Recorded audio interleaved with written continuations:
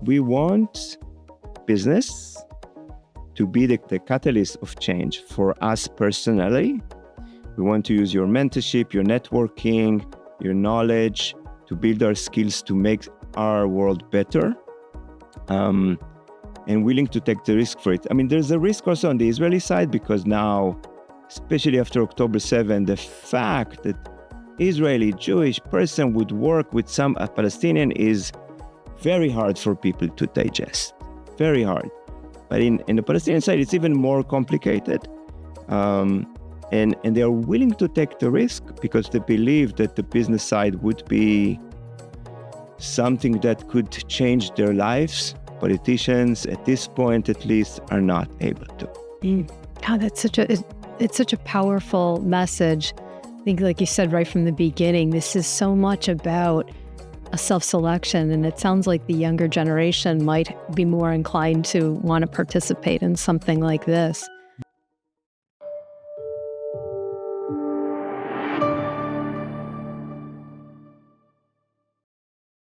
Welcome to International Business Today, where we discuss the most critical issues in international business with top academic experts and thought leaders. I'm Paula Caligiuri, a professor in the International Business and Strategy Group at Northeastern University's De Moore-McKim School of Business. Today, I am honored to be speaking with Professor Amir Grinstein. Amir is a professor of marketing at Northeastern University. His incredible research focuses on pro-social marketing, and he's the co-founder of 50/50 Startups to foster Israeli-Palestinian collaboration and peace building through entrepreneurship and innovation. His work has been recognized globally for its relevance in promoting positive change. Amir, welcome to International Business Today. Thank you, Paula, for having me. You're using your marketing research and your marketing expertise to promote Israeli-Palestinian collaboration. How did you get into that? Yeah, and sometimes I ask myself, why did I get into this challenging, initiative? The story begins many years ago when I was involved in different peace building activities. I cared deeply about the topic, trying to make the Middle East. Where were you back then? In Israel. In Israel. Yeah, and for a long time though, I felt I am not able to bring the expertise that you mentioned, marketing professor, etc., to this field. And then I received a random phone call. Where were you when you received that phone call? I was already in Boston, okay, in Brookline, and it was 2017. And a random person whom I never met before reached out to me. He was an Israeli tech entrepreneur living in New Jersey, of all places. And he read something that I wrote, and he said, I want to make a proposal for you. I want to interest you in a new initiative that takes business and entrepreneurship and technology and try through this to address the conflict in the Middle East between Israelis and Palestinians. And you remember the movie Jerry Maguire, right? I told him, you had me at hello. It's a great opportunity for me to take advantage of my skill set and try to do some good, especially what I really liked about what he talked about. And back in the day, we didn't know exactly how the initiative would look like and what would be the name. But he said, how about we take Israelis and Palestinians that typically do not match together, do not meet each other, sometimes because of the circumstances, hate each other, and give them the opportunity to work together on startups with equal ownership. This is why we decided to call the initiative 50/50 Startups. And I really like the equality part. Even in the real world, it's not an equal situation, of course. In the space that we're building and the opportunities that we're giving, is the Israelis and the Palestinians are having the same footing, they are equal, and they can succeed and fail together. So that's amazing. So this phone call sort of created the idea that you could have these two groups working together. So how did the program started, and did people match and then set up for the program, or did you match them once they were in the program? How did that work? That's a great question, because we thought that this type of program would offer opportunities for people who are typically not meeting each other at all, right?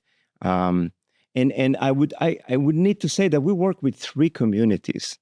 So Israeli Arabs, so they are Palestinians that are live in Israel and have Israeli citizenship, but they are a minority group. Then we're working with Israeli Jews, the majority in Israel, and then with Palestinians, mostly from the West Bank and East Jerusalem. And since they're not almost meeting each other, almost more today so than before, but almost none, then our program is really one of the first for them to meet each other, bond, create trust, and then start to think about an idea, an innovative idea they can work on together. So, for example, some would come with engineering background, some from, with marketing background, and they can see how they can complement each other. To your question, we do have very few entrepreneurs that worked or are met through different kind of peace-building organizations, and then they come more prepared to our next step if they think about building a startup. So individuals apply to this program. Yes. They arrive in Boston. You match them on these 50-50 ventures. What kind of businesses emerge from this? So before they come to Boston, actually, we run an incubator ideation program in Jerusalem. We need them to build trust. We need them to get to know each other, because if they only listen to the news, or if they only listen to their family members and friends, they would not like to work with people from the other side, with quote unquote the enemy. For some, it's really the enemy. So we need to create this trust. So we need the time. So before they come to Boston. How? How do you do this? This is so central. So from what we research over the years, obviously these folks are more open-minded, right? Right, of so course. They're signing up for it. They have this open-mindedness to learn about the other side, but it's the next step and much more risky to decide to work together, right? Because then you kind of normalize the other side. And you have to trust. And you have to build trust. So I think that the number one issue is to build trust. And what we found over the years is that you need the time for it. We start with a boot camp where they spend time together. And suddenly they realize, you also like to eat this food. Or, you are a fan of the same soccer team that I appreciate. And in your spare time, you like to do this or that. And it's humanizing the other side in a way that they can start working on projects. And we realize one more thing, and in that way, this differentiates this program from other programs. We try to be apolitical. Now, the fact that Israelis and Palestinians together in a program is a political statement. I mean, you cannot avoid it. But the people that joined our program, it seems that they have enough of communicating and fighting over politics, and they want to take the advantages of an entrepreneurship program, the mentorship, the skills, the networking, and put aside the politics. So what we see that happens is that they're not talking on politics, but the conflict, about occupation. But do you say that? Look at no talking about politics, or do they just sort of say, you know what, not here, we're done with it? So it's a selective sample. They probably don't want to talk about this so much. Second, we don't put in the program formal workshop about these type of issues to talk about, political dialogue, for example. Many other programs in this space do that. We don't. If you want to talk about conflict, we're going to talk about business conflict. If you want to talk about negotiation in conflict. If you don't want to talk about how to be resilient, we're going to talk in a business context. And we find that after a while, if you start to work on a project, you get to know the other side, maybe, naturally, you will start to talk about politics, but then you're in a different state, and it's easier to talk about and to listen to the challenges of the other side. they've had a different level of trust. They've already built something shared, even if it is something as small as a shared soccer team or favorite foods or whatever. No doubt. The psychology of that is fascinating, and it always will be. So then they're in the incubator for how long? So in Jerusalem, they do it for 2-3 months, and then they start the Northeastern program, which is the spring semester here, so January to April.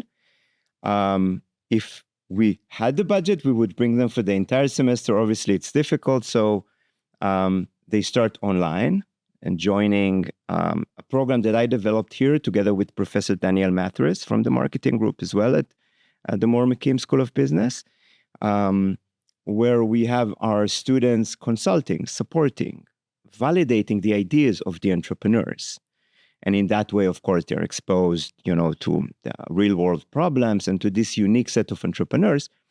So the entrepreneurs start the program. The students are here in Boston in person. The entrepreneurs started virtually, joining the classes that are relevant. And towards the end of the program, they come here. They come to Northeastern. They learn about the Boston innovation ecosystem. They meet people. They meet their students. And they have some away time. And in a neutral zone, if you may, from the Middle East, where they can think freely, maybe talk more freely, I don't know, depends. And we have an opportunity to showcase them, connect them with multiple useful stakeholders in the community. So that while they're still in Jerusalem, they come up with the idea for their business. Then they're in Boston. They're working with students here at Northeastern, but they're also continually working with one another, like you said, in a neutral environment. What type of businesses are they starting? So because we are, if you think about it, narrowing the number of entrepreneurs that can actually go through such a program, because we say, okay, Israelis, Palestinians, Israeli Arabs, they need to work together. So in terms of the ideas, we kept it very open. And it all has to include a technological element to it, right? So technology startups. What we found out over the years that many of the startups are engaging in some kind of social impact element to it. So, for example, environmental behavior, food waste, water efficiency, things like that. And my explanation to that, of course, a lot of the young generation is interested in this type of topics today, but it's more than that. In a way, it's their approach of signaling to their community, listen, I'm not only working with the other side. I'm doing something that would be useful for our community, that can bring back and will improve well-being or improve our environment. And I think this would allow them to go to their community and friends and family, because sometimes a lot of pressure to step away from such program, to still say, hey, okay, I hear you. This is useful for the world and for our community. So I'm accepting the fact that you're working with the other side. Wow, this is a win-win-win. Win. So have any of these organizations, little entrepreneurial ventures, have any of them received investor money? Have they gone to scale? How's that working out? So we try to look at this program with 3 goals in mind. So the social trust building element, I think is the number 1. Then the skill building is the number 2, right? With contents around storytelling and marketing and finance and leadership development and whatnot. And then the third one is the economical, right? So ideally, if these startups are successful, then it's a great story to share with the community. More people will be engaged, more investors will come to the table, etc. We are still working on the economic side. So we are basically ran 7 cohorts so far. A few of the startups got grants or initial investments, but very early. They are like pre-seed money. Pre-seed. They're very early stage. If you think about it, we catch them in the ideation. Oh, sure. So they're very early stage. So when we're done with them, 6 months, 7 months after the program starts, then we're taking by the hand one or two of them each cohort and present them to investors, present them to more advanced accelerators, and try to get them going. The statistics are very clear and actually consistent with the greater world of startups. So every cohort, if we have around 10 ideas, one or two are pretty decent and continue over the when the program ends. They continue for a year, they continue for 2 years, they get some investment, they get some sales. We have a bunch of them that are still active, but I add a footnote. I'll add a footnote. Sometimes after the program ends, some of the entrepreneurs say, I was a great learning experience. I enjoyed working or developing this idea with you, my partner. But, I'm going off to study, or I got an offer from this corporation job, and sometimes what happens, one of the founders continue without the other. But still they have in them, I think, the DNA of the program. And I want to tell you one story, which an anecdotal story, but I really talks about the DNA of the program. So it was 2022. One of our top 2 startups for that cohort was in the blockchain space, and they developed a really neat idea that will help advisors to dive into the blockchain world. It was pretty new back then. And they were 2 Jewish entrepreneurs, Israeli Jewish entrepreneurs, and a Palestinian lady CTO, Chief Technology Officer of the group. And there was a violent cycle between Israel and Gaza back then as well. And the lady decided, the CTO decided, listen, I love you. I loved working with you, but I'm under such pressure, okay, to leave this collaborative initiative. I cannot do it anymore. Mm. So they tried to convince, but she had to step down. And at that moment, I thought, the 2 entrepreneurs, the 2 Israeli co-founders, they went through the program, they saw the challenges, they will now go on their own merry way and find in the market a CTO for them. But they came back to us and told me the following: there are close to 300 accelerators or programs like, incubators in Israel. We could have chosen to go to one of those, but we chose the 50-50 startups one because we wanted to work with people on the other side. Can you find us a CTO, a Palestinian CTO to work with us, somebody else? And we were able to find them, and they continued to work for additional 2 years and then stopped. But it was such heartwarming to see that, again, it talks to the open-mindedness and the selective maybe sample of that group of co-founders, but it was really nice to see. That's a beautiful story. That is a beautiful story. So do you think business can act as a bridge in this type of conflict where politics are really failing us? So the easy answer is yes. And I'll tell you a little bit about how my read of the Palestinian side. So I'm I was born and raised in Israel, and I'm more close maybe to the Israeli side, but for me, it's really interesting to learn about the Palestinian side and what I hear from the entrepreneurs over there. So on both sides, it feels that politics is kind of failing the young generation. They tell me, we don't trust them. We don't look for any hope from those guys. But this type of program, they tell me, especially on the Palestinian side, gives us opportunities that we typically do not have. And in that respect, I am willing to take some of the risks associated with working with somebody from the other side, and face these pressures, like the CTO woman that I mentioned before was facing. We're willing to take that because we don't believe the politics will save us, the policymakers, governments, NGOs. We want business to be the catalyst of change for us personally.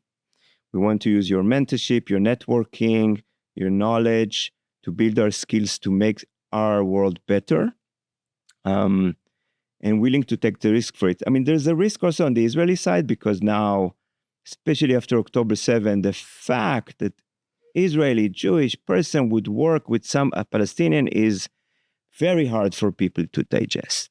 Very hard. But in the Palestinian side, it's even more complicated.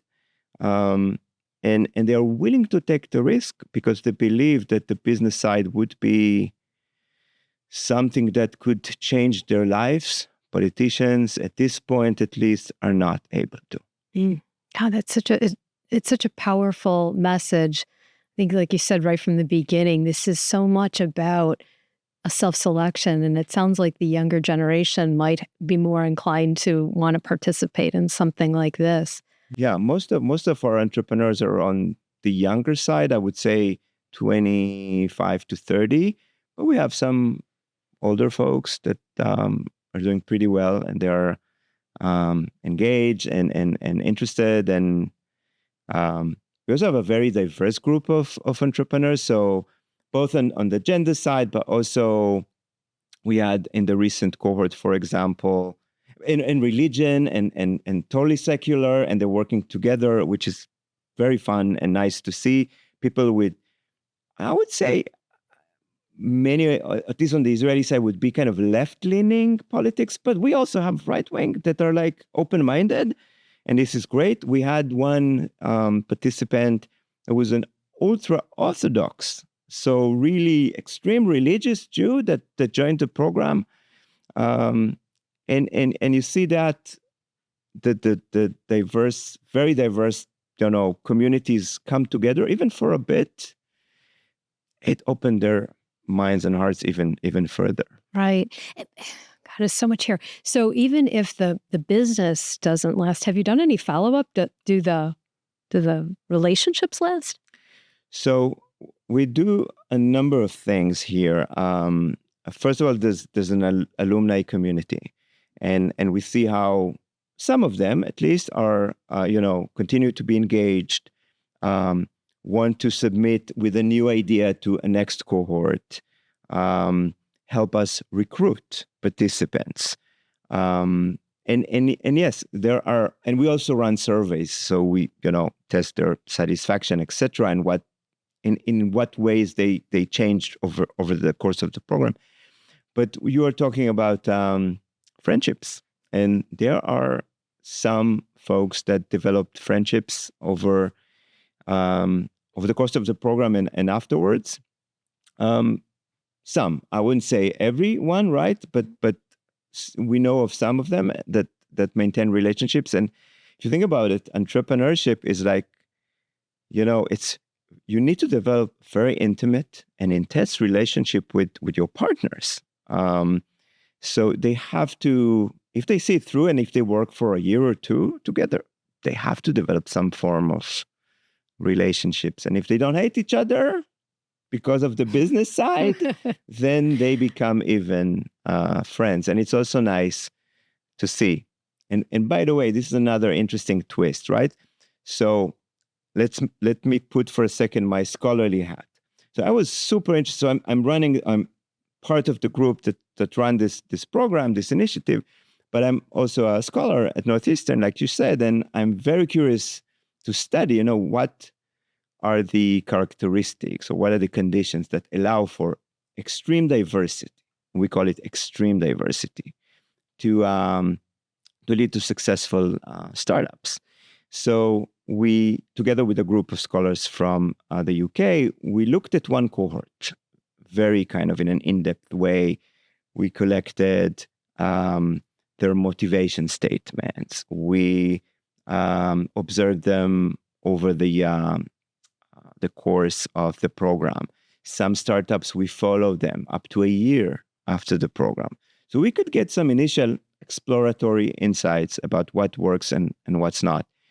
And what we could figure out at this point is that it is not, in most of the time, I would say 95% of the time, it's not the conflict that is in the way of success. It is about, Paula, that me and you are in disagreement about what would be the first market to enter. It would be about working style. You work at night, I work in the morning. You work fast. I need to reflect on things. And we saw it again and again. If they were able to move forward, even if they have their differences, it was through communication, talking it over, getting some institutional support from the initiative.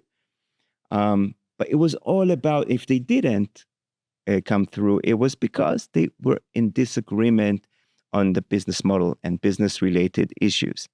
So just like every other entrepreneurial venture that's out there that has co-founders and startups. Exactly. And as we mentioned, I think before, maybe the fact that those who were more successful and lasted longer were also engaged in social impact.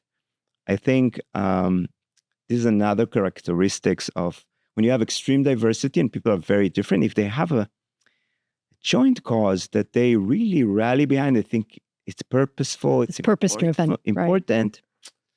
They would stick longer and try harder. That's beautiful. I mean, do you think, or has this model been tried in different regions around the world that are also conflict-ridden? So at a certain point during the journey, I started to think, okay, Israelis and Palestinians, that's great. That's maybe the place that I have the most connections to, but Russian and Ukrainians, Indians, Pakistanians, North Ireland, North Korea, South Korea. So you have plenty, unfortunately, of conflicts and therefore opportunities. So at one point during the journey, I started to engage in thinking about a broader vision for this. And so the only spot so far that we kind of connected as partners is in Cyprus, where there's also conflict.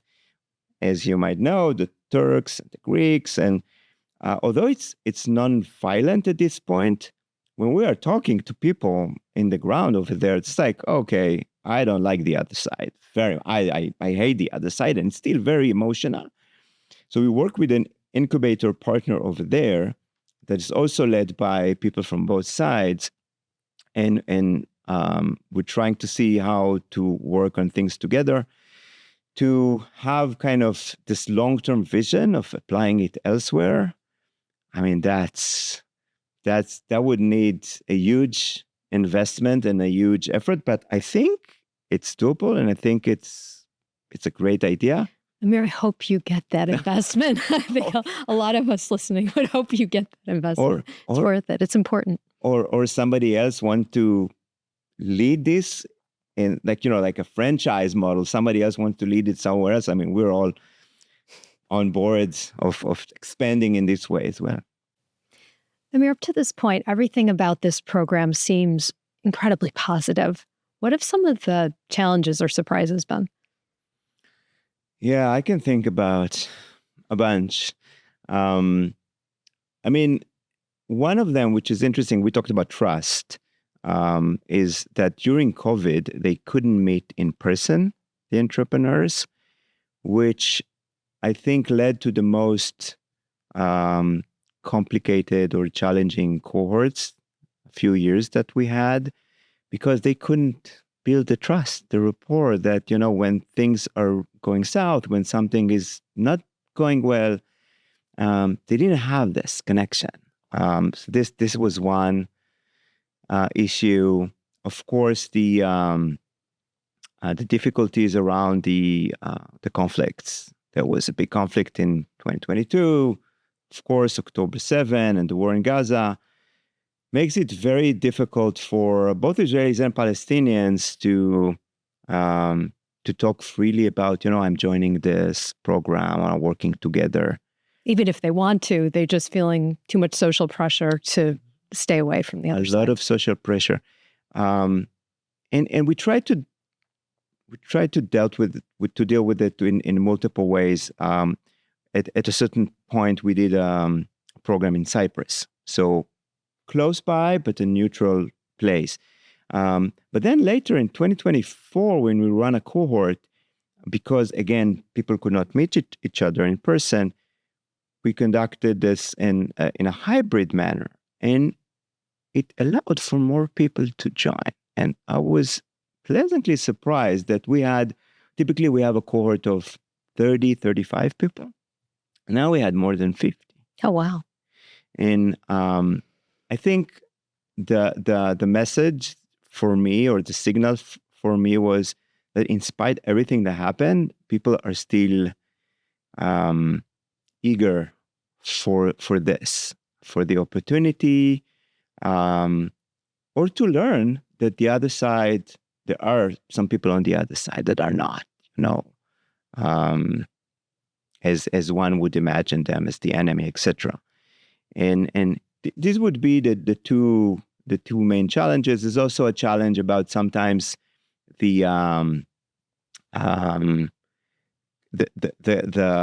professional or quality gap between the different system. If you grew up in a kind of a developing economy system like the Palestinians, although they have great institutions, it's different than if you are growing up in the startup nation, like Israel is often referred to, where you have all this infrastructure and connections. And so there's a gap there. And sometimes we need to work around that and see which founders can really work well with other founders, that, as they can complement each other in different ways. So this would be, for me, the key challenges. So war, pandemic, and also matching certainly around skills and expertise. Small stuff. Small things, right? So what advice, just generally, would you give entrepreneurs who are starting businesses in divided societies? Well, I would say, and we kind of reiterate to what we started, trust building is super important, and this takes time. So give yourself time to get to know the other side. Listen and try to see if you have a common goal that you can both rally around. In fact, after we started this initiative, I realized there's, I would say, a theoretical paradigm that we are actually implementing without knowing that we are implementing it. In the 50s, there was a social psychologist here in Boston, in Harvard, that is called Gordon Allport, I think. And he developed this intercontact theory about groups in conflict where there are different communities that having, negative prejudice of one another. And he developed this 4-dimensional model of how people can work together. And I think if people from very diverse communities adopt this mindset of the 4 points, you know what? They might be successful. And he talked about they have to be treated as equal, or felt as equal in the story. They have to have a common goal. They have to work together, collaboratively. And yes, they need institutional support because it's going to be hard. And I think in the model of our initiative, we're trying to touch these 4 elements. So I think that would be a great paradigm for people with very different backgrounds to come together in a successful way. It's so very important. I think that original research was done on race relations here in the U.S., but just such great advice. Give people a common purpose. And I think there's another piece of this: assume positive intent of one another. Hey, we're in it together. We're trying to make this work together. This is going to be hard. Let's assume that we're all in it for the same reason and trying to do the right thing. So that's another big piece of it, assuming positive intent. So just in general, everything you've learned, all the challenges that you've seen, do you have any last piece of advice for global leaders? I think so. I feel very privileged, grateful for my school, for Northeastern, for allowing me to experiment with this idea, to have them supporting me in this idea, this type of ideas, which can be viewed as risky, controversial. I like to tell the anecdote when I came to my business school dean in 2018 or 2019 and shared this initiative. I was certain the reaction would be something like, listen, this is complicated. Let me think about it. I'll get back to you. And no, it was immediately, let's do it. It's very Northeastern, right? Very Northeastern, innovative culture. Let's try it, explore. We love the idea. And I told him, some people, we don't like it, will not like it. And he said, yeah, don't worry, we have your back. So I think if you are, as you're talking about leaders, change agents, if you're in a position where you could have the support, the backing of important, valuable partners, whether university, a corporation, maybe a government agency, take that advantage, take that privilege and try to make a change. Try to make a change, even if it's risky. I'm also really happy that I was able to bring this initiative to the partnerships with our students, because it's an opportunity when it feels sometimes on campuses that the idea or the notion of diversity of ideas is not so much acceptable. Suddenly they see this initiative with all its nuance. We couldn't believe Israelis and Palestinians can work together. So it allows also for some change of thoughts with the young generations. So I'm very happy for that. And I think we need to teach our students about what I came across around about this paradigm recently, both and thinking. The world is complicated. It's not black or white all the time. And this nuanced mindset, moderate mindset, both and paradoxical, I love it. I love it that I can both, teach about it, but also implement it. It's such a beautiful thing you're doing. You're changing hearts and minds. You're starting purpose-driven organizations. You're doing the right thing for the world. Amir, thank you so much for being a part of International Business Today. Thank you very much. To our listeners, thank you for joining us for this episode of International Business Today. If you enjoyed this episode, don't forget to hit the subscribe button. Please know that your 5-star reviews mean the world to us, helping others discover the show. Until next time, stay curious and send us questions. We'd love to hear from you.